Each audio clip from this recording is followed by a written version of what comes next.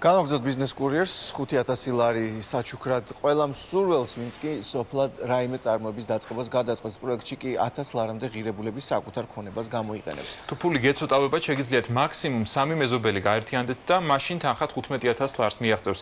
პროექტის მიზანი სოფლის მეურნეობისადმი ბიძგის მიცემაა, თუმცა გამოცდილება ასეთია, რომ ყველა მსგავსი პროგრამა აქამდე უმეტეს შემთხვევაში კრახით სრულდებოდა ხოლმე. რატომ ფიქრობს მთავრობა, რომ საჩუქრებით ამჯერად აუცილებლად გაკეთდება საქმე? ამას ახლა გიორგი ციკოლია წარმოების ხელშეწყობის სააგენტოს უფროსი გვეტყვის, რომელიც ამ პროექტს უძღვება.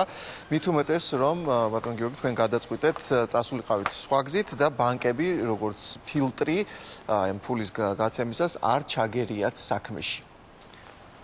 რამ შიშები გაქვთ თუ კი საერთოდ რომ აი თქვა ფული შეიძლება არა მიზნობრივად იქნეს განაწილებული, მით უმეტეს რომ ბუნებრივია ასეთი სურვილი მეორე მხარეს იქნება რომ მიიღონ ფული საჩუქრად არაფრისთვის. მოგესალმებით, მივესალმებით ჩვენ დანამაყურებლებს. პირველ რიგში მინდა ცოტათი დავაკორექტირო ანუ ეს დაანონსება ჩვენი პროგრამა და პროექტი საერთოდ არ ეხება სოფლის ანუ არა მარტო სოფლის მეურნეობას ეხება, პირველ რიგში ეს არ არის სოფლის მეურნეობის განვითარების პროექტი. ეს არის ზოგადად რეგიონებში ბიზნეს წარმოების და რეგიონებში ეკონომიკური წამახალისებელი პროექტი. კი, ასეც ვთქვი, სოფლად რაიმე წარმოების გადაწყვეტა და არა მარტო წარმოების, ეს ნებისმიერი ბიზნესის. მაგალითად, საპარიკმახეროს. დიახ, ნებისმიერი მცირე ბიზნესის, ეს არის მიკრო ბიზნესის წახალისების პროექტი, რომელიც ასევე მეორე რას მინდა ვთქვა, რომ ეს არ არის, ანუ კი გაჟღერდა რომ საჩუქარი, თუმცა რეალურად ეს არის საჩუქარი, ეს არის სტიმული, რომელსაც ჩვენ ვაძლევთ. ეს თქვენ პრეს-რელიზში ეწერა, ხაზგასმით, რომ საჩუქარი არის, დიახ. ჩვენ ვაძლევთ სტიმულს ადგილობრივ მოსახლეობას. ეს არ არის სესხი ყოველ შემთხვევაში. არა, ეს არ არის სესხი. და პროექტის შესახებ დეტალურად აგიხსნით. ანუ ეს არის მიკრო წარმოების ახალისება რეგიონებში. თქვენ იცით, რომ სამწუხაროდ საქართველოში დღეს თუ გადავხედავთ ბიზნეს ბრუნვის მოცულობას, ჩვენ ნახავთ, რომ თბილისში პრაქტიკულად 80% ბიზნეს ბრუნვის მოდის თბილისზე. და 22-24% არის ის ბიზნეს ბრუნვა, რომელიც ხდება რეგიონებში. რეგიონებში ასევე 10 რეგიონიდან, რომელიც დღეს ჩვენი იურიდიქსის ქვეშ არის, 10 რეგიონიდან უმეტესწილად ბიზნეს ბრუნვა ერთულ მოსახლეზე არის 3000 ლარზე ნაკლები. რაც ასევე მეტყოლებს იმას, რომ რეგიონებში სამწუხაროდ დღემდე არანაირი ბიზნეს აქტივობა არ შეიმჩნევა. ეს ბიზნეს აქტივობა, რომელიც რეგიონებში ქმნის დოლარს და რეგიონებში ქმნის საქმიანობას და ახალ სამუშაოებს. არავინ დაობს იმას, რომ რეგიონებში ჭირდება ყურადღება. აი მე ციცას დავამატებ აი თქვენ ჩამოთვლს, რომ აი საშუალო შემოსავალი, მაგალითად, ქალაქად 4-ჯერ, 5-ჯერ მეტია, ვიდრე საშუალო შემოსავალი მოსახლის სოფლად. ცხადია, იქ ჭირდება მართლაც ეს ეკონომიკური აქტივობის შეტანა, მაგრამ კითხვა იმაში მდგომარეობს, რომ მსგავსი მიდგომებით, როდესაც აი ეს მასობრივად რიგდება ფული საჩუქრად. როგორც წესი, ამ დროს სულ ძალიან ახლო წარსულში მანქანების შეიზყიდეს იმის მაგათ რომ თქვა აი სეტყვისა და გვალვის პრობლემები და შედეგები აღმოაჩნდა. მასობრივად ფულის დარიგებას არავინ არ აპირებს. ეს არის პროგრამა, რომლის მიხედვით აგიხსნით ახლა რომ ეს პროგრამის იმპლემენტაცია როგორ განხორციელდება. ჩვენ გვაქვს ქვეყანა ტერიტორიებთან რეგიონების მიხედვით დაყოფილი და თითო რეგიონზე იქნება გამოცხადებული ტენდერი. ანუ ტენდერი, რომელსაც ჩვენ ვხედავ გაწრილი იქნება ის მოთხოვნები, მოლოდინები, ასე რომ ვთქვათ. ბიზნეს გეგმა იქნება მათ შორის ამ მოთხოვნებში. რა თქმა უნდა, პირველ რიგში ტენდერის მეშვეობით ჩვენ არჩევთ იმ კომპანიებს, ანუ ალბათ არასამთავრობო ორგანიზაციებს, ან მიკროსაფინანსო ორგანიზაციებს, რომელიც რეგიონებში განახორციელებენ აღნიშნული ტიპის პროგრამას. ანუ ჩვენ როგორც საჯარო სამსახური არ ვაპირებთ ჩართვას გრანტის გაცემის პროცესში. ჩვენ არ ვიქნებით ის უწყება, რომელიც მიიღებს საბოლოო ჯამში გადაწყვეტილებას თუ ვის გადაეცეს გრანტი. ამის გადაწყვეტილებას მიიღებენ ზუსტად ის იმპლემენტატორი უწყებები, რომელსაც ჩვენ თითო რეგიონზე ტენდერის მეშვეობით შევირჩევთ. თუმცა ფულს გასცემთ თქვენ და არა ბანკი, როგორც ტიპიურ შემთხვევაში აქამდე ფულის გაცემის პროცესი როგორ მოხდება? პირველ რიგში პირველი 4 თვე, ეს არის ის 4 თვე, რომლის შედეგად ჩვენ და რომლის მეშვეობით ჩვენ ვაპირებთ ამ სოფლებში ამ იდეების შეგროვებას და მეწარმეების ტრენინგების ჩატარებას. ანუ იმ იდეების შეგროვების შედეგად ჩვენ საკონსულტაციო და სატრენინგო ნაწილი ანუ იქნება გათვალისწინებული, რომლის შედეგად ჩვენ გვინდა რომ თითო ბენეფიციარმა საბოლოო ჯამში საკუთარი ხელით დაწეროს ბიზნეს პროექტი, გაიგოს თუ რა არის მისი დეტალები, მიიღოს ანუ გაიმაღლოს საკუთარი უნარჩვევები რაც ეხება ბიზნეს საქმიანობას, ასე შემდეგ, ანუ გაიგოს ბუღალტერია როგორ ხდება, ბიზნესის განვითარება როგორ ხდება და ასე შემდეგ. და საბოლოო ჯამში ჩვენ მივიღოთ პროექტი, რომელიც კომერციულად მომგებიანი არის. ანუ ფინალისტები გაივლიან ესეთ ტრენინგს და შემდეგ შეირჩევა უკვე საბოლოო. ამის შემდეგ დაიწყება გრანტების გაცემის დიახ, ამის შემდეგ დაიწყება გრანტების გაცემის პროცესი. თუ გაქვთ ესეთი მოთხოვნა, რა ვადიანი უნდა იყოს ეს პროექტი, ანუ რა ხანში, რა პერიოდში უნდა მოხდეს თანხის ათვისება, შესაბამისად პროექტის განხორციელება. ჩვენი პროგრამა არის გათვლილი 3 წელზე, ანუ 28 თვე არის აღებული. პირველი 4 თვე როგორც გითხარით, ეს იქნება ის პერიოდი, მოსამზადებელი. დიახ, არა მარტო მოსამზადებელი, ანუ იდეების შეგროვება, ტრეინინგები, კონსულტაციები, ამ ხალხთან უშუალო მუშაობა და შემდგომ უკვე მთელი წლის განმავლობაში, ანუ 1 წელი, ეს იქნება გრანტების გაცემის პერიოდი. რომლის შედეგად შემდეგი დარჩენილი პერიოდი, ეს იქნება ის პერიოდი, როცა მოხდება მონიტორინგი უკვე გაცემულ გრანტებზე და ასევე მონიტორინგი იმაზე, თუ როგორ ვითარდება აღნიშნული ბიზნესი. ანუ ჩვენ გვექნება მთელი წელი, რათა მონიტორინგი განმახორციელოთ და ვნახოთ, თუ რა შედეგი მოიტანა. აი რა მოხდება მაშინ, როდესაც თქვა მონიტორინგი გამოავლენს, რომ რაღაც კონკრეტულმა ადამიანმა, რომელმაც თქვა მიიღო 5000 ლარი და რაღაც კონკრეტულ პროექტი უნდა გაეკეთებინა, არ მიიყვა იმ გაწერილ ბიზნეს გეგმას და უბრალოდ ფული ჯიბეს ჩაიდო, რაღაც ერთი თვე სიმბოლურად ამუშავა ის ობიექტი, ან არც ამუშავა და განაცხადა რომ გადახდის უნაროა. გადახდის უნარო, ან არ ვიცი, რაღაც პრობლემაა, არ გაამართლა მისმა ბიზნესმა. არა მიზნობრივად დახარჯა თანხა, დიახ. კი ბატონო, ნებისმიერი პროექტის წარმატება არის დამოკიდებული პირველ რიგში მენეჯმენტზე. ხო, ანუ როგორ განახორციელება მენეჯმენტს. ჩვენს მხრიდან აუცილებლად თქვით, რომ ვთვლით, რომ მონიტორინგის პროცესი არის ძალიან მნიშვნელოვანი. ეს არის ის მონიტორინგის პროცესი, რომელიც ჩვენ ბოლო თვეების განმავლობაში საკმაოდ სკრუპულოზურად მივუდექით. იმას თუ რა ტიპის მონიტორინგი უნდა განახორციელოთ, რა ტიპის მოლოდინები ჩვენ გვექნება საბოლოო ჯამში, როგორც შემსრულებელ ინსტანციისგან, ასევე ბენეფიციარებისგან. და მინდა გითხრათ, რომ ის არსებული წარმატებული მაგალითები, რომელიც აღნიშნული პროგრამის განხორციელება საქართველოში არსებობს და ასევე მინდა აღვნიშნო, რომ ბოლო 7 წელია ასეთი ტიპის პროგრამა საქართველოში ახორციელებს. არა, რა მოხდება იმ შემთხვევაში, რა მოხდება იმ შემთხვევაში, როდესაც მოხდება ესეთი გამონაკლისები უწოდოთ. ბოლომდე შეიძლება რომ არა, გასაგებია, რომ თქვენ აი აპირებთ, რომ მონიტორინგის გზით უზრუნველყოთ მაქსიმალური ეფექტურობა. ეს გასაგებია, ბუნებრივია ესეც იქნება, მაგრამ ანუ აღნიშნული პროგრამა საქართველოში ბოლო წლების განმავლობაში ხორციელდება BIP-ის მეშვეობით, British Petroleum-ის ხორციელდება. ჩვენ ეს გავაშუქეთ არაერთის შემოყვება იცის ამის შესახებ ამ პროექტებში. და ამის შედეგად ჩვენ შეგვიძლია ვთქვათ, რომ კითხვა არის, რომ მოუწევს თუ არა დაბრუნება. მაშინ თუ კი თქვენ გადაწყვეტთ, რომ არამიზნობრივად დახარჯა პროგრამა ჩავარდა, არ გამოიყენა ეს არამიზნობრივად პირველ რიგში გრანტების გაცემა არ მოხდება, ანუ არა, დახარჯვა თუ მოხდა გაცემა გახარჯვის პროცესში მოხდება მონიტორინგი. ანუ თანხის ერთობლივად მონიტორინგი თუ გამოავლენს, რომ არამიზნობრივად დაიხარჯა, მოუწევს თუ არა? გრანტის გაცემის პროცესი შეჩერდება. მაგრამ 5000 ლარს რამდენ პორციად შეიძლება რომ გასცეთ, ალბათ ერთიანად. ბიზნესი არის დამოკიდებული. ხო, ანუ ჩვენ ვსაუბრობთ ძალიან მარტივ რაღაცებზე. ანუ ესე წესი არ გიდევს, რომელიც აი იმ წესებში, რომ აი თქვა ამ შემთხვევაში რა მოხდება? ნუ ეს არა გაქვთ გაწერილი. არა, წესებზე გაწერილი გვაქვს, რომ ჩერდება გრანტების გაცემის პროცესი. თუმცა მაქსიმალურად ამავდროულად თავს ვიზღვებთ და მონიტორინგის მეშვეობით ჩვენ პრაქტიკულად დარწმუნებული ვართ, რომ ესეთი ტიპის кейსები საბოლოო ჯამში იქნება ნოლამდე დაყვანილი. თუმცა ეს ხალხი არ რჩება მარტო. მოგეხსენებათ, აქვს იგივე ცუდი სესხების სპორტი, ანუ გაფუჭებული სესხების ნაწილი, ხო, რომელიც ნუ შეიძლება ზუსტი ციფრები ახლა არ მომიყია, მაგრამ დაახლოებით შეიძლება 10%-მდეც კი მივიდეს ყველაზე ცუდ შემთხვევაში, ხო?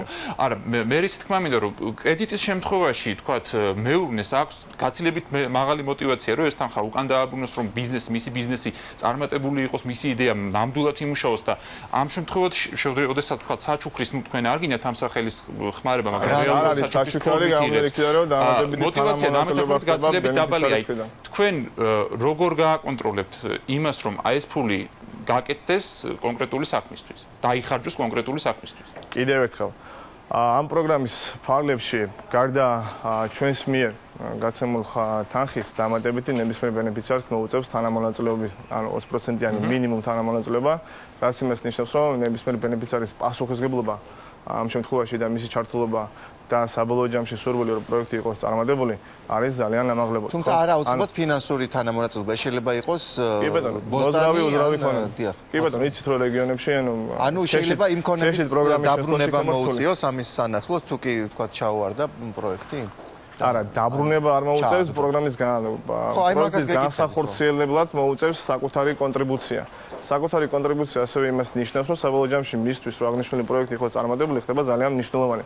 ჩვენ საუბრობთ ხალხზე, რომელიც ბოლო 20 წლის განმავლობაში საერთოდ არანაირი შესაძლებლობა არ ჰქონდა, რომ ეკონომიკურ საქმიანობაში ჩართულიყო. ჩვენ საუბრობთ ხალხზე, რომელიც დღეს რეგიონებში, სოფლებში ცხოვრობენ და საერთოდ არანაირი შანსი არ აქვს იმისათვის, რომ საკუთარი ბიზნესი, არა მარტო საკუთარი ბიზნესი, არამედ სამსახური იპოვონ.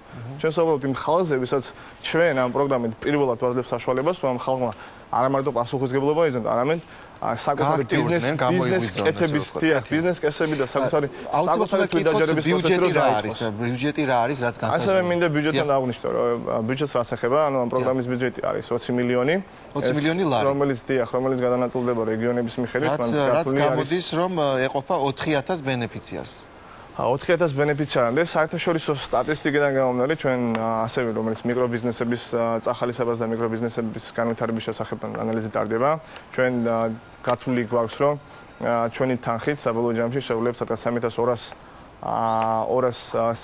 მიკროსაწარმოს შექმნას და ერთი მიკროსაწარმო გამომდინარე რომ სადღაც საშუალოდ 2 სამუშაო ადგილს ქმნის 5500 სამუშაო ადგილს საბოლოო ჯამში ამ პროგრამით მივიღებთ. 5500. თუ ჩავთვლით რომ რეგიონებში ცხოვრობს დაახლოებით 2 მილიონი მოსახლე, ეს გამოდის რომ ყოველ 100 კაცში დაახლოებით 3-ს შეიძლება შეხვდეს ეს პროგრამაში მოხვდეს. თქვენ მოგეხსენებათ რომ ნებისმიერი პროგრამა არის რა საიტი მიყავს საუბარი. რა თქმა უნდა ეს მასობრივი ისეთ ვერი ეს არის კომერციული პროექტები საბოლოო ჯამში თქვენ მინდა კითხოთ რატომ გამოთვალე ესენი რომ თქვენ განცხადებაში ამ პროგრამის დაწყების და გამოცხადებისას იყო საუბარი ყველა მსურველს და ასე შემდეგ. ანუ მასობრიობის განცდა ყველა მსურველს შექმნება საშუალება საკუთარი შემდეგ 100-დან მხოლოდ 3-4 შეხვდება ეს. ხო არ გამოიწვევს მეთქი, ან ხო არ გეშინიათ რომ ამან უკმაყოფილება გამოიწვიოს. კიდევ ერთხელ, ანუ შეხვდება რას ნიშნავს? ანუ ჩვენ საუბრობთ აქ საბოლოო ჯამში კომერციულად მომგებიან პროექტებზე. ჩვენ არ საუბრობთ იმაზე, რომ შეიძლება ხო რიგი დადგეს და ადამიანმა თქვას, რომ იცით რა, სახელმწიფო 5000 ლარს მაძლევს, ან 10000 ლარს და მომისდეს 5000 ლარი. ეს არ არის ესე საქმე. ჩვენ საუბრობთ კომერციულად მომგებიან პროექტებზე. ანუ ჩვენ საუბრობთ მიკრობიზნესებზე, რომელიც საშუალება აქვს აქ ძელვადიან პერსპექტივაში გახდნენ კომერციულად მომგებიანები და ასევე განვითარდნენ, ხო, გაფართოვდნენ. ანუ ჩვენი ამოცანა რა არის? ჩვენი ამოცანა არის, რომ ეს მიკრობიზნესი წლების განმავლობაში 2-3 წლის შედეგად ისე განვითარდეს, რომ საბოლოო ჯამში გადავიდეს, ანუ გახდეს საშუალო ბიზნესი, მსხვილი ბიზნესი და თუ ამ ადამიანმა აიღოს და სხვა ყოფადი ასე. დიახ, პირველი რიგიდან. ეს არ ნიშნავს იმას, რომ რა თქმა უნდა, ნებისმიერ ადამიანს გააჩნია რაღაცა იდეა, რომელიც თulis რომ კომერციულად შეიძლება დაინახეთ რომ პროგრამა მუშაობს, იმედია გაგრძელდება და ეს თანხები ციფრებზე დამოკიდებული და გაიზრდება. ციფრებზე არის საბოლოო ჯამში ყველაფერი დამოკიდებული და სამწუხაროდ ნებისმიერი იდეა საბოლოო ჯამში შეუძლებელი არის რომ იყოს კომერციულად მომგებიანი, ხო? ჩვენ ამ შემთხვევაში ჩვენთვის თავარი არის ის, რომ ადამიანმა იდეით მოვიდეს, ჩვენ ეს ამ იდეის საბოლოო ჯამში კომერციალიზაციას მაქსიმუმით ხელი შევუწყოთ და ასევე ადამიანებს ვასწავლოთ თუ უთხრათ ავუხსნათ თუ როგორ კეთდება ეს ბიზნესი, როგორ შეიძლება ბიზნესის განვითარება, ამას ვაკეთებთ პროფესიონალების მეშვეობით, საჯარო სამსახურში ამაში ჩართული არ არის არანაირად. ჩვენ არ თვლით რომ საჯარო სამსახურს აქვს იმის უფლება რომ ნებისმიერ ბენეფიციარს ასწავლოს როგორ ეკეთოს ბიზნესი, ეს იქნებიან პროფესიონალები და საბოლოო ჯამში ავირჩევთ იმ პროექტებს, რომელიც კომერციულად მომგებიანად საშუალებას მისცემთ, რომ შემოსავალი რეგიონებში გაიზარდოს. მე უბრალოდ ახლა შეგაწევთ სიტყვას, რომ მათ ვისაც ეს არ ეყოფა, არის სხვა პროგრამების და შეუძლიათ შემდეგ ეს გამოცდილება და კონსულტაციები გამოიწეონ, გამოიყენონ სხვა პროგრამებში ჩასართავად. ხიდან დაიწყო და ასევე შემდეგ დიდი მადლობა. მათ შორის დონორების. დიდი მადლობა. თავრობისთვის ეს მოულოდნელი აღმოჩნდა, არა და სავსებით მოსალოდნელი იყო, რომ უბაჟოდ ვაჭრობის რეჟიმს ემბარგოს მოხსნის შემდეგ რუსეთი გააუქმებდა, რადგან ეს პრეფერენცია საქართველოს SNG-ს ფარგლებში 20 წლის წინ მიენიჭა. მეორე საკითხი რომ კარგი იქნებოდა საქართველოს მხარეს ეს თავად გაერკვია, როდის აპირებდა რუსეთი ამ ნაბიჯის გადადგმას და არა გაზეთში წაეკითხა, რომ მეღვინეებს თადარიგი წინასწარ დაეჭირათ, რადგან შედეგად მათი პროდუქცია რუსეთში წინასწარი შეფასებებით 20-დან 25%-მდე გაძვირდება და ეს ბუნებრივია რეალიზაციას შეგვეცავს. თუმცა მიშა საბოლოო ჯამში ეს მთლიანად აგროწარმოებისთვის ან ეკონომიკისთვის ტკივნეული არ უნდა იყოს, ისე ყოველ შემთხვევაში როგორც ეს 2006-ში ემბარგოს შემოღებისას გახდა, მაშინ რუსულ ბაზარზე ქვეყნის მთლიანი ექსპორტის 18% მოდიოდა, რაც 152 მილიონ დოლარს უდრიდა. დღეს კი ეს მაჩვენებელი მხოლოდ 8%-ია და თუ მან 5%-მდე დაიწია, თქვა განახევდა დიდი არაფერია. და არ იქნება თქვა იმხელა ამპლიტუდა რამდენიც იყო 2005-6 წლებში. თუმცა ღვინის ინდუსტრიისთვის მაინც მძიმე დარტყმა იქნება, კონკრეტულად ამ სექტორისთვის, ასეთი თავისუფალი სავაჭრო რეჟიმის გაუქმება. შარშან არასრული წლის განმავლობაში მოგეხსენებათ, იანვრიდან არ იყო გახსნილი რუსული ბაზარი. მთლიანად 56 მილიონი დოლარის ღვინო გავიდა რუსეთში, ხოლო წელს უკვე 6 თვის განმავლობაში იგივე მაჩვენებელზე ღვინის ინდუსტრია გავიდა, მიაღწია იგივე ციფრს და მთლიანი ღვინის ექსპორტი გაორმაგდა ტემპი ხო? ანუ შეიძლება ითქვას, რომ წლის ბოლომდე იგივე რეჟიმში რო გაგრძელებულიყო გაორმაგდებოდა და ვხედავთ ასევე ვთქვათ ღვინის ექსპორტის წილს მთლიან ექსპორტში თუ კი 2005 წელს 77% იყო და შემდეგ პრაქტიკულად ნულზე დაეცა, ბოლოს უკვე 2014 წლის ივნისის მდგომარეობით ის თითქმის 2/3-ზე იყო დაბრუნებული, ანუ რუსეთის ბაზრის წილი მთლიან ღვინის ექსპორტში. ანუ ეს 20%-იანი ბაჟი რომ არ აღდგარიყო, ალბათ სავარაუდოდ ყველაზე ძალიან რეალისტურად დაუბრუნდებოდა ღვინის ინდუსტრია იმ მაჩვენებლებს, რომელიც რუსეთის ბაზარზე ხდება. და აქ უნდა ითქვას, რომ შემდეგი ანუ არა მარტო ღვინო იქნება დაზარალებული, გარკვეული მცირე მასშტაბით, მინერალური წყლებიც, სადაც საბაჟო მოსაკრებელი 15%-ია, ღვინოზე როგორც უკვე თქვი 20% და ხილისთვისაც, სადაც ასეთი გადასახადი 5%-ის ნიშნავს. რომელიც შაშან საერთოდ არ გასულა და წელს ახლა დაიწყო მისი ექსპორტი. იქნება თუ არა ევროპაში თავისუფალი ვაჭრობა რუსეთის საპირწონე. ჯერ ასეთი პერსპექტივა არ ჩანს და მხოლოდ მას შემდეგ გაჩნდება, რაც ადგილობრივი წარმოება ევროპულ სტანდარტზე გადაეწყობა. ამას კი დრო და ფული დაჭირდება. ფულს ევროკავშირი გამოყოფს, ხოლო დრო ფულის მიმღებთან მონდომებაზე იქნება დამოკიდებული.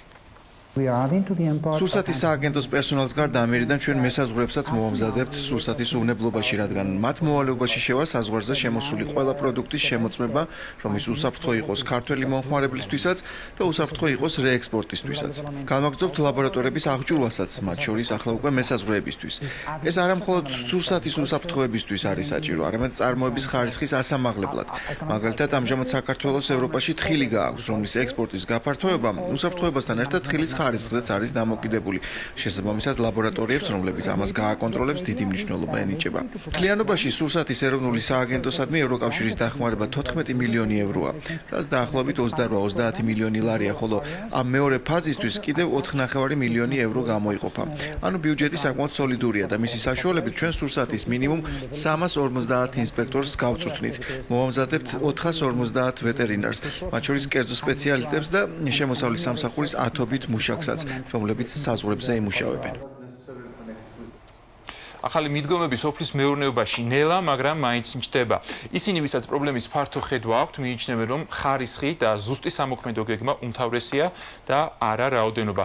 ხარისხს, რა თქმა უნდა, უფრო მეტი ძალისხმევა ჭირდება, თუმცა შედეგიც მეტი აქვს და მოგებაც. ეს არის ჩვენი ნუში, გადაჭრილია გვიან გაზაფხულზე. ეს ნაზართ, ეს მიახლოებით შემოდგომამდე ჩამოყალიბებული ხე იქნება.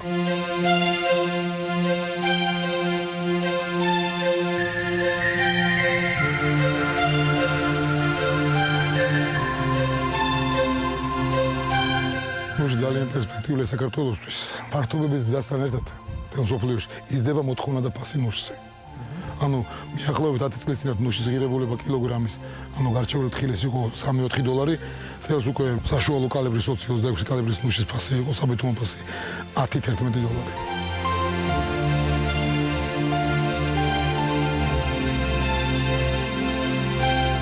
მასიურად დაიწყეს თურქეთში ნუშის გაშენება. ჩვენ ვფიქრობთ ერი, რომელიც დიდი რაოდენობით ნიგოს მოიყვანს. ჩვენ შემოგვაქვს ნიგოზი ირანიდან, მოლდოვიდან და უკრაინიდან. όσο შეიძლება ჩვენ თვითონ ვაწარმოოთ და არ შემოვიტანოთ.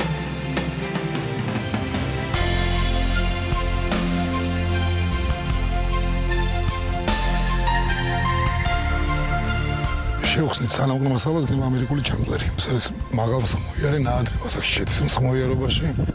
გარკვეული პერიოდი ვაწარმოებ კაკლის ენერგიის გამოყვანას, შემდეგ შევწყვიტო. რომ არ მოვიყვანოთ მოჭარბებული პროდუქცია. ანუ იმას, ვისაც მე კაკლის ბაღს გავუშენებ, რაღაც გარანტი უნდა ვიყო, ჩემი ბურად უნდა ვიყო გარანტი, რომ მეტ ენერგიას აღარ ვაწარმოებ, რომ იმის კომერციული ბაღი, ის რაც იქნება, იყოს ყოველ სამუდამოდ მომგებიანი.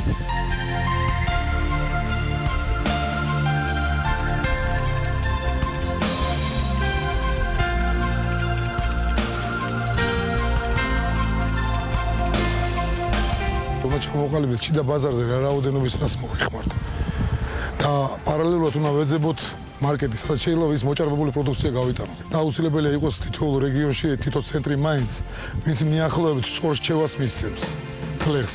ჩვენ გვთხოვენ გლეხებს მაგალითად დავწეროთ ბიზნეს გეგმა.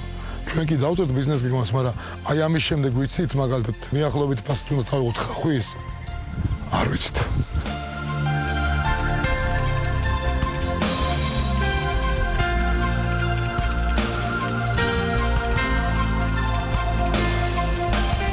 მე მოსაზრებით შავ ქლიავში გვექნება ჩვენ პრობლემა, იმიტომ რომ ძალიან დიდი რაოდენობით გავაშენეთ შავი ქლიავის ბაღები. ფასი კი ჰქონდა, მაგრამ ჰქონდა მაშინ როცა იყო მაგალითად 100 კილოგრამი. დღეს გვექნება 100,000. ანუ იგივე ფასი იქნება, რა თქმა უნდა, არ შევხედოთ იგივე ფასი. შევხედოთ პირდაპირ თვალებში და მოგვიწევს ვაშლად ამას გაჩეხო. იმიტომ რომ ფაქტობრივად ვერ გადავამუშავოთ, ხო? არ არსებობს. გჭირდება კითხვა გავიდანოთ სად? ანუ იქ სადაც უნდა გავიდანოთ არის მოთხოვნა ჩვენ პროდუქტზე, ან იმ ხარისხის პროდუქტზე, რასაც ჩვენ ვაწარმოებთ. იყო მოლაპარაკება ან ხელშეკრულება რომელიმე კომპანიასთან დადებული, ისინი ჩვენს პროდუქციას შეიძენენ?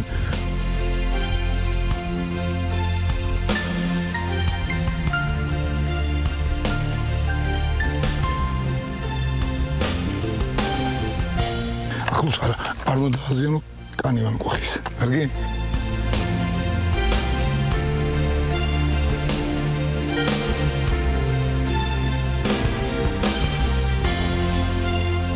სხვათა შორის არ დაფიქსირდა ნუშ შინძეც კი ძალიან მაღალი ფასი.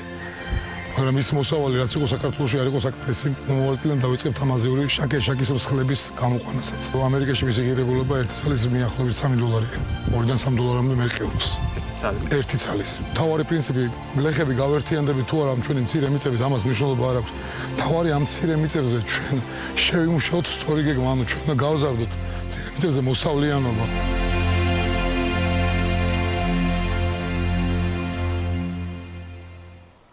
რეკლამის შემდეგ კაზანტიპს ტურიზმის შეფი შეეწირა, თუმცა ის მაინც შედგება, მაგრამ გაგრძელდება კი სამოვალოდ, თუ კი კაზანტიპის ვიზას გარდა ტურისტს საკონსულოს მიერ გაცემული ვიზაც დაჭირდება, თანაც უცხოეთში მთავრობა ტურისტებს ახალ მოთხოვნებს უყენებს.